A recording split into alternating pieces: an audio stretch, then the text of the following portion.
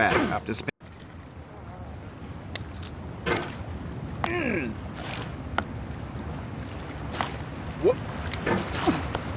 There's no feeling more intense than starting over. If you deleted your homework the day before it was due, as I have, or if you left your wallet at home and you have to go back after spending an hour in the commute.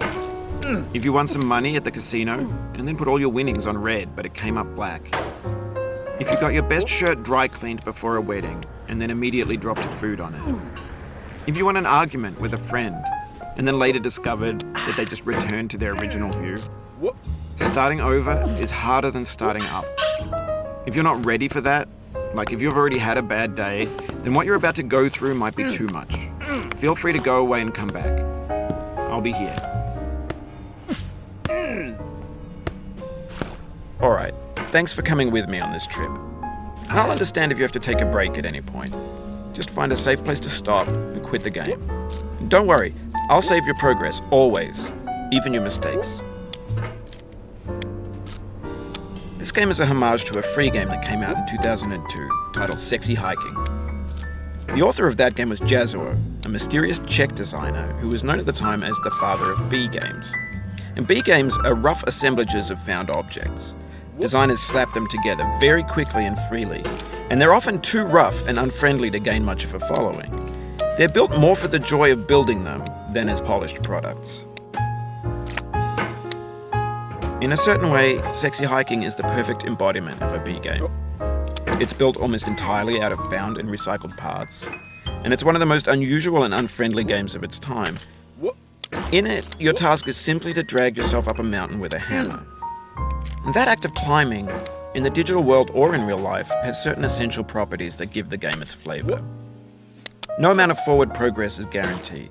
Some cliffs are too sheer or too slippery. And the player is constantly, unremittingly in danger of falling and losing everything.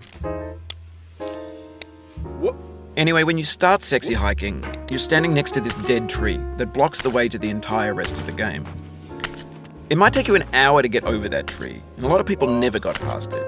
You prod and you poke at it, exploring the limits of your reach and your strength, trying to find a way up and over. And there's a sense of truth in that lack of compromise. Most obstacles in video game worlds are fake. You can be completely confident in your ability to get through them once you have the correct method or the correct equipment or just by spending enough time. In that sense, every pixelated obstacle in Sexy Hiking is real.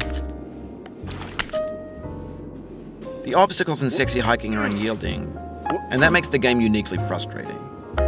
But I'm not sure Jazuo intended to make a frustrating game. The frustration is just essential to the act of climbing, and it's authentic to the process of building a game about climbing. A funny thing happened to me as I was building this mountain.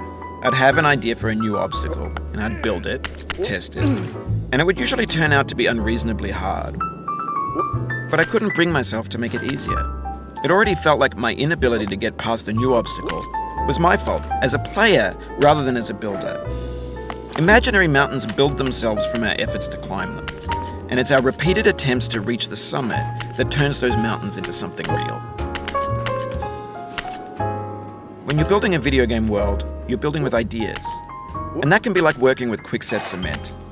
You mold your ideas into a certain shape that can be played with, and in the process of playing with them, they begin to harden and set until they're immutable, like rock. And at that point, you can't change the world, not without breaking it into pieces and starting fresh with new ideas.